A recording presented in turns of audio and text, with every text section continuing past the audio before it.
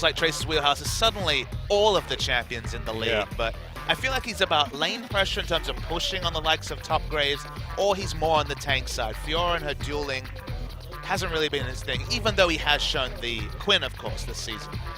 And that Quinn ban going to come out immediately. We have seen a lot of target bans of Graves, of Quinn, at Trace as the major threat, and now we are going to see the Corki, definitely a champion Jin Era's like to use in triple AD sieging compositions, so might as well not let them have that one been played by Kuzan and Pilot. Mid lane Corki is such a menace. It's the one that I've been most impressed with. Coco just wailing away on mid lane Corki in a gangplank matchup is just the potential of this champion. The fact that he has early wave clear, you know, when it's those flex picks, Blue Ezreal and the mid lane Corki. I think Corki takes the cake in mid and in general is more oppressive, so that's why he sees the early ban. And yeah, the Lulu ban does come out, so. Blue side Lulu though, that's surprising. Looks like they want to first pick something else. Alistar perhaps. I think you have to take the Alistar here, but no, the GP is available, and that means it's going to be handed over. Question is, where is the gangplank going? Because this was an easy question when GBM was on the match and on the lineup. He was a wonderful mid lane gangplank player. Who's their gangplank player now? Probably it'll go to Kuzan if I had to guess. I could take away the Graves immediately and shut that pick down from Jin Era, but they have a chance to take the Alistar again, and a lot of CJ's advantages have come off of Alistar dies with Untara's teleports into the bottom lane, so I'm a bit confused as to why you wouldn't take that pick away, because that has been really what has been leading CJ to success. I mean, the Fiora blue side ban tells me that Untara must have been practicing the Fiora in solo queue, otherwise it's a bit bizarre to go and target ban Fiora against a player who's literally been on tank duty through and through. I agree, Alistar has been the key to their victories. Mad Life has looked reinvigorated on the first champion that, of course, he was made famous on so many years ago now. And Poppy's the lock-in as well. Probably a top lane Poppy, but one day we're going to see this Poppy flexed into the support role. Or the jungle. Hopefully the support role first, but there is, as you say, scope for the jungle. Graves is available. Yeah, they might take the Graves again. Do you take Graves and Gangplank though? I mean, maybe if you have Elise available, you can find magic damage from somewhere else, but risky to go both Graves and Gangplank. Yeah, Lissandra's still up too, so they have some options. Kuzan could just take the Victor right away, play the wave clear game in mid, and buy time for Trace to play this GP in the top side. I go so far as to say that Sky has only shown passable results on Lulu and Victor. Take the Victor away, Lulu's banned. Sky will have to show something different. His Twisted Fate game left a lot to be desired. Also, they banned Corki too, so there's not really an easy, safe mid laner that's available for him. There we go. We could see Kalista and Victor, so very common picks here from Jin Era, lacking a little bit of wave clear early in the side lanes. So Jin Era's tipping the hand. They're saying these are our solo lanes, deal with them with 100% committing on top lane Gangplank. We have Victor in the mid lane. CJ now has so much scope to try and play around what Jin Era has very clearly drafted into. The issue here is that it almost feels like a pseudo KT Rolster situation where you have good wave clear from the mid lane, you have an outscaled top laner. So will CJ look to just stick with the Poppy top, or will they try something different? Because Jin Era have definitely laid all their cards on the table.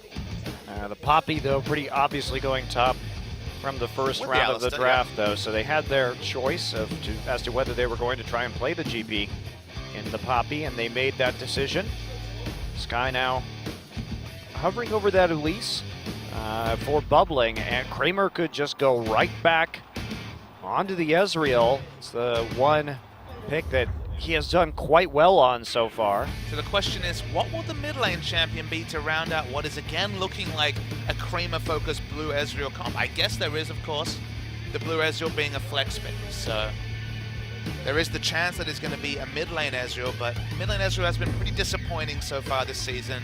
And Victor especially, the champion with the most reliable line wave clear, will be able to easily push in an Ezreal. So probably going to see some sort of wave clear champion with the last one, maybe even a Lissandra mid from Sky.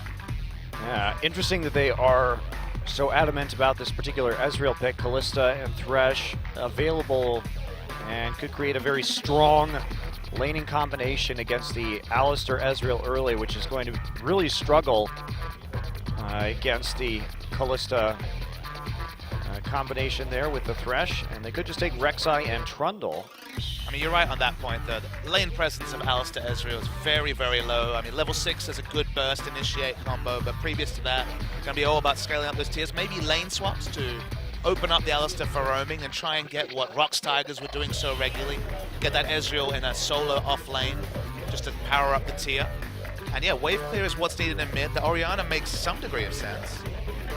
Could go with the TF again if they're comfortable into that matchup. Now, Jin Air has opted for some incredible zone control with the Pillar, the Gravity Field, and the Gangplank Ultimate, the barrels with this composition. If they start setting up around Baron or Dragon, CJ is going to be in a lot of trouble because they're going to have to face check that, and it is going to hurt. The late game team fights are terrifying. As you mentioned, setting up around Baron with the barrels, with the Trundle, even in terms of just wave clearing and engage or disengage with the Pillar, there's a lot of options open for Jin Air, and maybe CJ just going to look for the mid game and try and get something rolling with the Twisted Fate. That seems to be the pick they're hovering over the longest. And maybe just try and target out this game plan, because although there is the removed Scurvy, Poppy, Elise, and Twisted Fate showing up in a lane, there's not enough oranges to deal with the turret dives potentially around the top. But there is Trace's amazing game sense, right? He's just a player that, he's one of the hardest top laners to gank because he always seems to know when you're coming. He wards well, he plays in a fashion where ganking is extremely unreliable in that top lane. So we'll see what Trace can engineer. There's a reason why he has the highest KDA in this league, and at the same time, he's been carrying this Jin Air team quite a bit. He finds the farm, he plays aggressively when it's necessary. We've seen him play very forward in the lane and push down turrets, especially that tier 1 against weak opponents, and he's been protected a lot by Winged. There's a strong synergy between Trace and Winged tends to just hover on that top side of the map. All I can say for CJ is set up your lane swap, try and punish this game plan, whether it's with dives, whether it's trying to get him into a bad matchup in the side lanes, because late game, you're going to find absolutely no joy facing what Jin Air has put together. Yeah, it's going to be tough, so CJ has to make these early ganks count. They have the kill pressure in both of the side lanes, especially with bubbling there. And a lot of hard CC, but I don't know if I was CJ, given what we've seen from them so far, I don't know if I'd be relying on Sky to win me this game, Papa Smithy. All the eggs in the Sky basket. That'll be interesting. It will be. All right, game 1, guys. Jin Air versus CJ right now.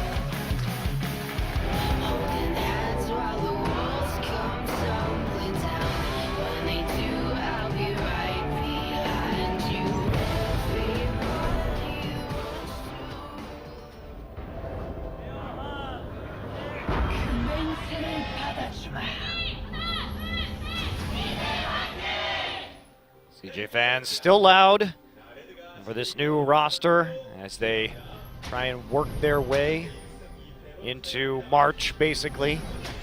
They picked up 1 win before March. That's actually sort of impressive in and of itself. Exactly. The march into March has been propped up, Monte Cristo. The March, CJ's March to March. That's what they're doing. Well, we'll hope when they get there it wasn't a death march. Look, March Madness is in full effect in the CJ camp. In fact, even the Ides of March are looking pretty good. Yeah, they are looking That's pretty when good. BDD's available. Yeah, maybe we'll get some March Mad Life too. Who knows? January's been pretty good for Mad Life so far, even in a losing team. So. I mean, he's been undoubtedly playing very well under these adverse conditions, and we're not going to have a lane swap in the end, so this should be pretty favorable here for Jin Air, especially in this 2v2 matchup. Kramer and Mad Life going to have to be quite careful. And they have the blue Ezreal again, but far less protection than they've had when Kramer has shown those hard carry performances in the past. It's surprising to see lane swap not put together. Maybe Sky's is going to be paying extra attention to bottom lane around level 6. This is a lot of ganking in the off lanes possible because the CC in the lanes is pretty incredible. This is a jungler's paradise. If you're bubbling and you see the wall slam from Poppy in the knock-up from level 6, Twisted Fate has the gold card, and Mad Life on Alistar in the bottom lane. Bubbling has been one of the ones we've kind of shaked our head at. It's definitely been one of the poorer performers on this CJ lineup. And wow, they gave blue buff to Trace. Wow, this is turning the clock back a little bit. Yeah, actually, so Trace actually shared XP on both of those camps, comes into the lane with the blue buff, so We talked about the focus on Trace from Janair, and we're seeing it again. Of course, Rek'Sai doesn't really need the blue buff, so that's an interesting adaptation here so that Gangplank can farm up, really harass in the early game. Without the lane swap being a factor, as Kramer takes so much damage, but without the lane swap being a factor, remember, blue buff is usually skipped over by Rek'Sai and then donated around 5 minutes. It turns those timers around, you can play around that to some degree. As you mentioned, just not necessary for a kit whatsoever. But it's starting off at the blue buff. There's a different pathing choice, and we'll see what Trace can do with that extra blue. I like it. More blue buffs in the game overall. Might as well hand it off to a top laner, with which it will be extremely effective. He also has that corrupting potion, so just a ridiculous amount of sustain. Speaking of corrupting potions, I like the Sky's picked it up in the mid lane. Often we'll see mid laners go a bit more greedy with the Dorans, but corrupting potion, if you can get that early advantage just from popping it, winning those trades early, the extra sustain can really be important. Yeah, so handle that early deep ward as Che makes his way into that side of the jungle. They have really great vision to see if Elise is coming. Not really an angle they're going to be able to take. And Janair going to play very aggressively early on in the bottom side, try and deny this blue Ezreal. And I like their warding to make this happen. Watching Trace in the top lane already being punishing in a melee versus melee matchup for Gangplank. He can actually take the role of the lane bully and be quite aggressive in that regard. Tara already burning through all 3 charges pre-4 minutes of the corrupting potion. Meanwhile, Trace still has another 2, so it's going to get pretty rough here for Untari. He's going to have to use that TP early. It's one of those things with Gangplank in particular where you conceptualize him as a very weak lane. Often we see him in mid against ranged champions, against a lot of kill pressure. In top against a melee champion, he can take on that extra role of being able to harass, of putting in excellent trades. Just because you go for a last hit, you get punished by those barrels being placed at the last second. So, plus it's passive too. Even the passive you mentioned for the trade. So it's just one of those situations where Trace might actually be able to build up a CS advantage. And when that's on a Gangplank, we all know how easy that gold league can start, especially since players have been starting to put points into Bandit to actually get more passive gold with trades. Yeah, I mean, gold generation could be just really, really accelerated for Trace. Yeah, we'll definitely be keeping an eye on his itemization as he goes up by about 13 CS here. Big wave though for Intara. He equalized just a little bit, but Trace just playing so aggressively. Still has a couple charges left on his corrupting potion, so he is just sitting pretty in that top side. He pushes out, and look at the pathing here from Wing. Really just great timing. Coming back around, making sure that he can be there for a counter gank if he needs to, and Trace moving forward. Elise Bubbling trying to get back into lane right now, but Trace is in a very good position, just constantly harassing. Jeez. That blue buff early on really helping him win a lot of these trades. Bubbling here, trying to wrap around. Has defensive vision for this, but Poppy goes in. Yeah, Poppy actually going to run right through, and there we go. Flash going to come through. Bubbling going to hit the cocoon afterwards, but there's the oranges. And Untara opened up with a heroic charge really early and kind of pushed him away, so a very well coordinated gank right there. No real advantage taken. Trace will be forced off, but he's got that TP, and he's coming back with the Sheen for more damage. And here we go. Sky in the mid lane has to flash. There's a flash follow-up from Winged and Kuzan. Kuzan, first blood on Victor. 2 flashes used, 1 flash taken, but that's a heap of gold there in Kuzan's pocket. Our fans at home can see 2 games of flash chicken, because up the top lane, we saw Trace hold onto that cooldown. He saw the heroic charge come out, waited it out, bought as much distance as possible, held onto the oranges, got away, and then in mid, Sky, he flashed late. He didn't really have a way to get away. He got punished for overextending, but 2 very similar ganks, and overall you see Jin Air cleaner with their execution and pick up that early advantage. Yeah, Sky has to TP back to the mid lane too, so it's 1 less global that he has to get around on the map. Trace started to play much further back, even after he picked up that Sheen, respecting the fact that TF is alone in the lane right now, doesn't want to be the recipient of any plays. Kuzan has opted for Cleanse this game against the Twisted Fate. Means that CJ do have that slight advantage in the global party, given that it's basically going to be Cannon Barrage versus the extra teleport from Twisted Fate. But reality is, 5v4 will be the likely inevitable bot lane outcome in about 5 minutes' time. If they can actually pull it off here with Untara, who, you know, one thing, Untara has been okay. He's been decent on this new CJ roster, and his strengths have really come from his coordination. And this is definitely the most Trace way to play Gangplank ever. It's like, I'm not walking up there. Hey guys, don't bother fighting for a while down bot. No ult. But the jungler wasn't even on your side. No ult. I mean, that is very typical of Trace, though. He will make those very conservative decisions, and that's why he's so hard to gank. His sixth sense, better than any player I've ever seen, honestly. Yeah, it's so quite many impressive. times he just will never push to that second brush on the top. He just always has an idea. You must just assume equal communication between players, but his use of the information he's given seems to be levels above other opposition. Although this has cost him when it comes to his farm. Without that flash, he hasn't been able to push up, and without Wings being up there so much on the top side, is heading back over right now. We'll see that blue buff spawn and be taken by Kuzan. Not too exciting there. It's going to be wave clear wars. It'd be interesting to see whether CJ go all in on a bot lane gank with Sky, or whether they have bubbling cover mid when he pushes out, because the one thing about Victor, very punishing if you leave lane. He's good at chip damage when you're in lane, but if you leave lane, instant pushes like you can see clearly on your screen, and does a lot of turret damage. If Just Fate loses his turret, things go from bad to worse for CJ. Definitely not the situation you want to be in as a Twisted Fate player, having to play the long lane and try and make those ports work. So Winged ults back into his jungle there in the bottom. CJ does clear out a pink ward from the river. So Jin has to start playing further back, and they've recovered this CS differential now with Kramer.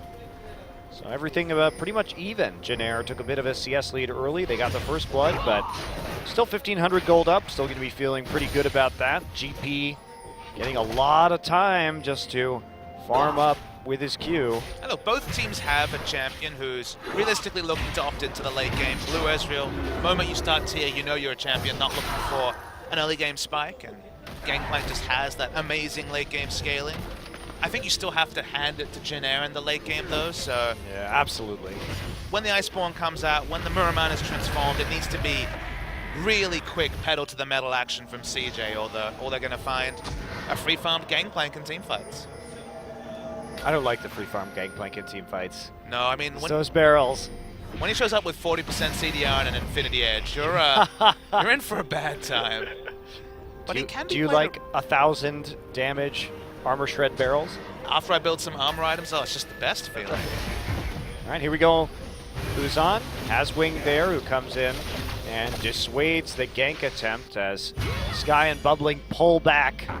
Not wanting to engage on that early, especially since Sky only has cooldown boots right now. I also think that's just bad calling, shot calling from CJ, because you're ganking a mid laner, as you mentioned, with your mid laner having CDR boots only, and the enemy mid laner having cleanse available. It's not like Mad Life had roamed there for some uncleansable CC. You can really tell which teams are on top with their communication, which junglers make the intelligent pathing, because there's some ganks where the percentage success is somewhere around 50 to 70%, and there's some ganks where it's 10%, it's hidden hope only. And the hidden hope just is the sign of some not so great pathing. Yeah. And let's see here, Deep Ward will detect Sky, moving back into the mid lane.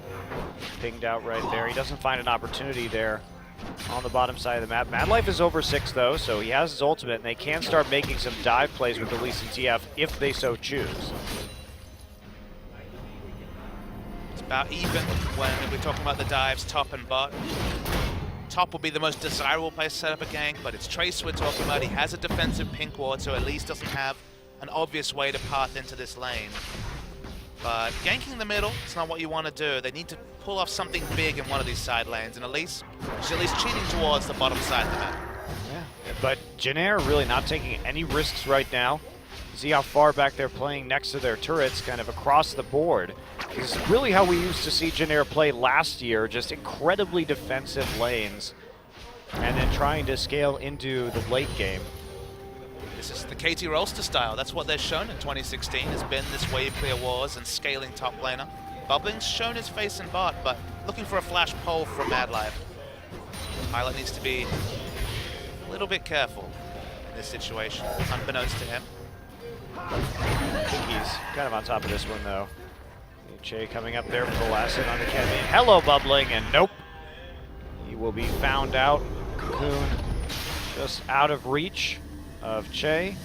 Well, Kuzan's going to be happy to see that. Can just start zoning TF off the minion wave right now.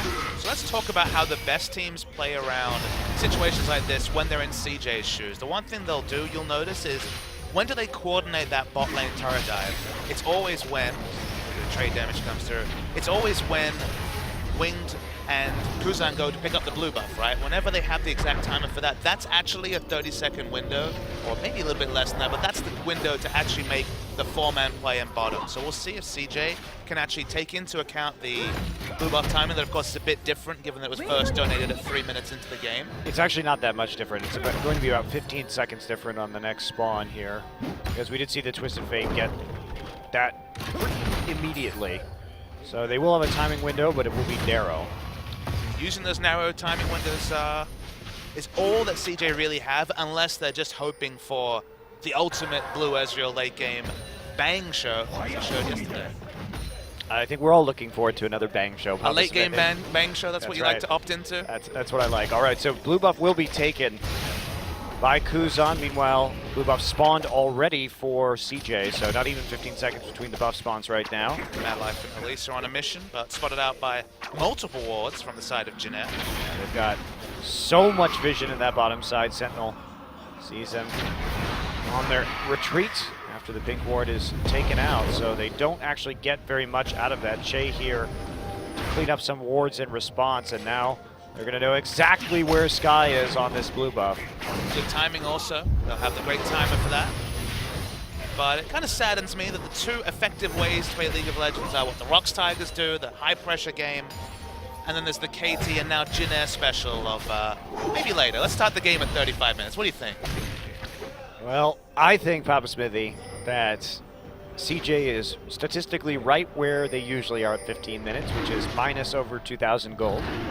So they're keeping true to where they've been so far this entire season, and Sky has kind of just slipped further and further behind Kuzan in the mid lane, even as Untara and Kramer have caught up. But look at the difference between Winged and Bubbling in the jungle right here. A 30 CS difference already. Wow. That is huge between junglers at 15 minutes. Winged just power farming for a lot more gold. Kind of the interesting thing about this trend that CJ's finding is it's either actually an optimistic one or a depressing one, depending how you look at it, because this is clearly a mechanical problem. It's not like Winged has been ever present across the lanes. The mechanics of some of these players maybe aren't up to par with their opposition, but come March, the two players, look, we don't know how they'll adjust to the top level of play, but their mechanics on display, BDD in particular, have been very impressive. So strategically, CJ have been fine, even maybe better than you might expect for a very bottom level team. But mechanically, that seems to be their biggest slip-ups. Well, right here, Bubbling really hasn't had an effect on this game, and he's cost his team a lot simply by not farming. His ganks have not yielded any fruit, and he's wasted quite a lot of time actually attempting them, and also not being able to farm anywhere near as efficiently. Wing, too, has used opportunities from Bubbling just to play around in his jungle, get that edge. So the first aggressive posture from CJ, but it only gets them a Raptor camp. Not really anything to discuss. Notable that Bubbling, of course, is one of the few players in this lineup, I believe it's him and Mad Life, that don't have an understudy. There's no sub jungler, so at least as of now, this is best you're going to get, CJ. I think Bubbling has been the big question mark, and it's games like this where he gets horrendously out-farmed. You know, when we saw the Ku Tigers at the end of last year, and we saw Hojin's performance of Worlds, his Winged takes some damage. They're actually going to GP ult and throw Che in. Bubbling is caught, and he will die as soon as he comes back down to earth. Che actually picks up that kill. They don't even have to invest too much into getting it. It's nice movement from Kuzan. I can't in position for it. Obviously, I can't count the number of times I have seen Bubbling die in the bottom side of the river so far this season. He gets caught out there all the time and collapsed on, and he doesn't have the pressure. Look how fast Kuzan was able to get there. They're going to try and respond with a dive. Trace actually getting low here in this top side and Can he survive this? He's going to keep running right here, flash for flash, but he's in the brush. Meanwhile, Winged on the opposite side of the map. Sky is out of range of that gold card. Wild card's not going to hit it. Trace remains safe. And now Untara going to knock Rek'Sai back into base. Now can they take a turret? But Pilot here getting a lot of auto attacks. Kramer trying to defend the wave as best he can. Will take a couple of autos in return, but that mid turret nearly falls, and GP and Rek'Sai are enough in the top side to make sure Jin Air holds on to their tier 1. CJ have been heavily punished for tying that turret out. We spoke about it. Try for that port against a Victor comp with the rotation through from Pilot, as you can see, and you will lose your turret or damn close to it. Funny thing about what you were saying about bubbling is that you could repeat that sentence, take out bubbling and put in ambition, and you get the story of 2015 CJ. Yeah, that's true, actually. So it's nothing new for the CJ fans. They're used to their junglers solo dying. That didn't work. Well, that was weird. It's like he cancelled his bubble. I don't think you're supposed to be able to do that. Well, he's just going to leave those barrels there for later. He accomplished his mission of delaying the recall, nonetheless. I miss GBM and his secret barrels that he prepared for later. That's okay. Maybe we'll get lucky and someone will leave him Gangplank in the NALCS Bob Smithy. I saw him solo queue with Gangplank. He still got it, Monty. He still got it. Now back to some mid lane action, and Sky is going to be pretty handcuffed here. He essentially can't leave his lane anymore, or he will lose that very low HP turret. Wing doing a bit of a Prey Seeker drive-by, so let him know who's boss. And they will be transitioning that blue buff into the hands of Kuzan once more. With the Rylai's completed, he actually has to be pretty particular about his positioning in lane, because make no mistake, even with an Abyssal Scepter, you have very low base stats as Twisted Fate. There's definitely still some burst potential. Each of these trades, even with the magic resist, is going to be doing around 40% of his health if he takes a Q&E, so has to be wary of dying to the Victor. The first Dragon over to Jin Air also. They've got so many different ways to snowball this game at this stage. Madlife has actually taken the early enchant on the boots. That's how desperate he is going to be to make some flash plays here. Lowering that cooldown as much as he can, and there goes the Rift Herald. Harold the Herald? Yeah, he decided that he was going to commit suicide in the Baron pit. I don't know why it shows him killing himself. That's very grim, Riot. I think Baron should kill him. Maybe he should just go away and live a happy life after this. He's like, well, at least I survived the first 20 minutes here. I'm not on death row anymore. I like to think that he takes a winter vacation every 20 minutes into a game. He's like, I've seen enough. It's not very winter in the map, is it, Papa Smithy? They tried that. It was very hard to read skill shots in the winter, so stick with one season Summoner's Rift only. Actually, you know, League of Legends is seasonal. Uh-oh. Trace actually getting jumped here again. He's going to GP ult himself. There's the knockup coming through, and finally he's going to go down. Untara tanks the turret. Sky still takes a hit. But this is actually on the retreat, but they're going to get the mid turret, so this is not going to be a good trade for CJ. But at least they had both Elise and Alistair present the moment Twisted Fate left lanes. There was a scenario where they would keep this turret. That was better lane play from CJ around the mid lane, but because of the previous chunking, all a bit of a moot point. I don't think Elise and Alistair could have done anything right there. Winged also going to get some free time on the topside turret. This is actually a gank that could cost them 2 turrets in the end. Winged has a lot of items right now, and he's just going to Rek'Sai punch that thing into oblivion. Maybe Untara can save it. Yeah, he will just barely, but that gank goes south really fast for CJ. 2 out of 2 times they've teleported top. They've been punished, and that's what a smart team with good shot calling like Jin Air can do. The Destinies have, if anything, been counterproductive from a CJ Entus perspective. They have not been good. Meanwhile, Winged here still riding a huge CS advantage, and we can see that reflected in the items a little bit at this stage too. Has there ever been a jungle Flame Horizon? I'm sure there has been. That's something that's probably been less common. The Meteos Horizon.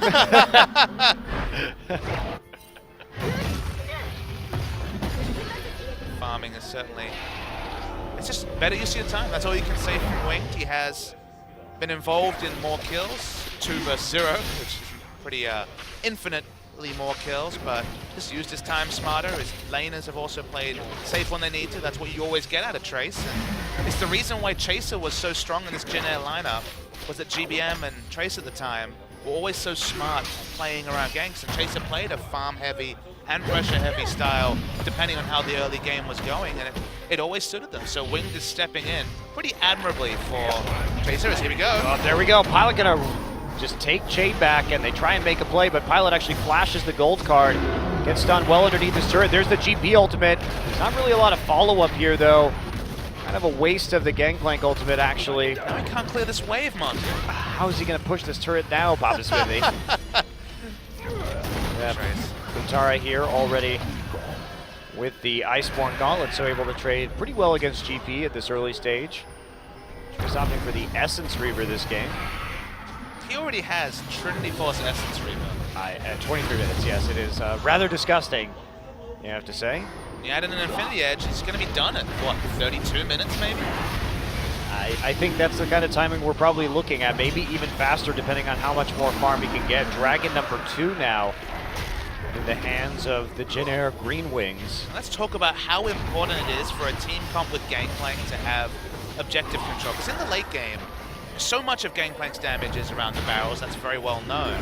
Setting up aggressive barrels when you're not being able to kite backwards is actually really hard. Even with 40% CDR, you usually need 3 barrels to be able to link up and really snipe someone who's aware and who knows that you're looking to fight. And then you only have 2 left, and you can't really do it. Multiple rotations of that sort of damage. If you're fighting around 4th Dragon where the enemy has to come to you, Gangplank is so much easier and more predictable to play. The damage is so much more reliable. You just have trouble walking into lane and be more than that. Yeah, Winged here just for a little bit of protection. Not going to clear out the ward, though, even though his Raptor buff was popped. Still on the Poppy pursuit.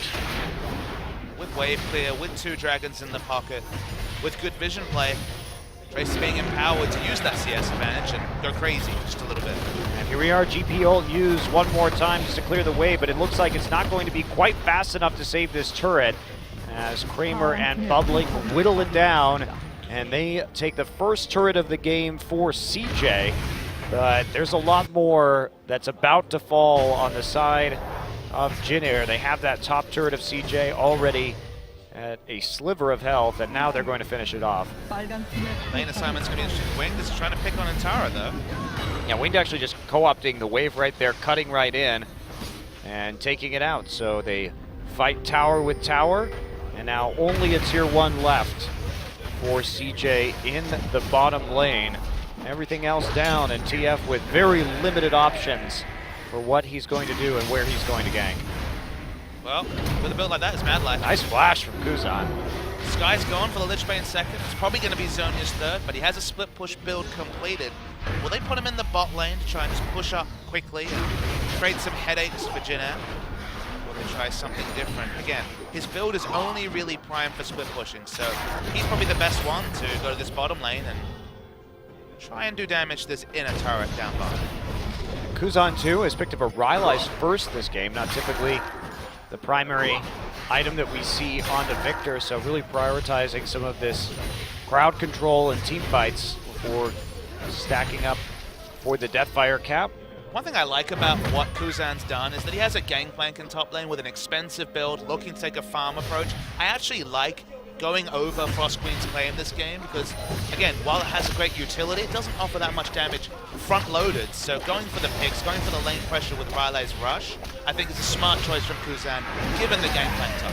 Yeah, I think I totally agree. Plus, you could punish the overextension. Kramer actually had a flash out of there as Wing came in from the side. You can punish a lot of overextensions, continue to chase people down with that Rylai's. If you see somebody too far away from their turret, it's pretty easy for Victor just to duel them with a Rylai's and make sure that you can successfully win any chase that occurs. It's just a sign of a good team comp when you don't have 3-tier champions. You don't have all early and all late game. You need varied power spikes so that you can always be looking to fight for certain objectives. Maybe not the same objectives as your opponent, but always be looking to fight for something. So I do like that from Kuzan. Just gives them more flexibility to opt into fights if they feel they need to, or to delay and farm up as Trace, no doubt.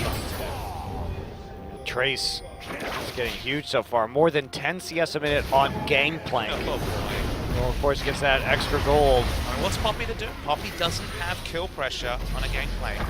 CJ could have set up around top, but notably, we saw Bubbling return to mid. You never gank for a Twisted Fate. You gank with a Twisted Fate. Yeah, definitely odd decisions made by Bubbling this game. But CJ still in it, and we've seen them play for the late game before and come out victorious. However, they are going to be hamstrung this game by their lack of dragons and their questionable ability to make plays on the map. Who can they gank right now? I mean, Winged has nearly 4,000 HP in a Banshee's Veil already. Banshee's is really quick, so obviously he wants to get in the backline, whether that's a flank or whether that's just coming in with the flash. He doesn't want Poppy, Alistair, any of these kind of disengage tools to be useful, and Bubbling wants to team fight, because that's double Giant Spell. He's trying to get tanky as cost effectively as possible. Stacking that HP. Pilot 2 actually going for the QSS into Last Whisper, so not something that we see too often on the Callistas. Usually you'd see a Bloodthirster third for that overshield. Right? We got Stitch later tonight. He's the master of the Sterix Gauge into more Malmortius. Definitely true. All right, big gank coming in though. Bubbling and Mad Life here to help. Mad Life lost interest. Nope, he got bored. Just wanted to get Trace off the turret. Die, Spiderlings. Get that gold. Hey, he gets the bonus gold. It was from the barrel. Exactly. It's a lot of money to be found in those spiders. I just realized we have both bankers. We have Twisted Fate passive and Gangplank in the game. Everyone's cashing in on the minion kills. No Avarice Blade though. Sad times. They buffed Cull in 6.2, Monty. Oh boy. So, are you ready for Cull top Gangplank? We've seen the Cull Gangplank in the LPL. It didn't go that well that time.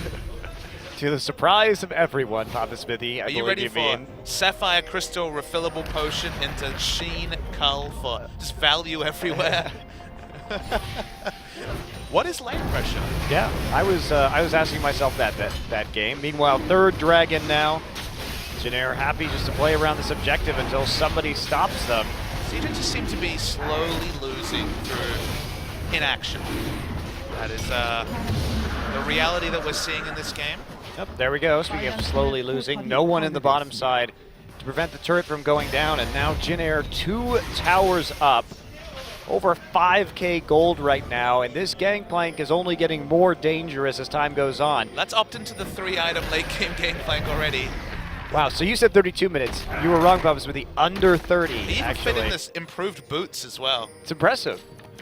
But when you're left to your own devices and given 3 spiderlings to get extra gold off of. The crazy thing is that Gangplank is susceptible to what CJ have put together. You might think, okay, but they'll try the gold card or the wall slam and have it be orange, but they have the knock-up coming through from Poppy. There's no way for them to play around that. Alistair, theoretically, if this was Gorilla, he would have made those sick roams to the top lane. And his CC is also unmitigatable by the cleanse effect of the oranges. There were ways for CJ to play around top lane Gangplank as if it was a top lane rise. Top lane carries can be dealt with, but CJ just haven't had the lane assignments to do that.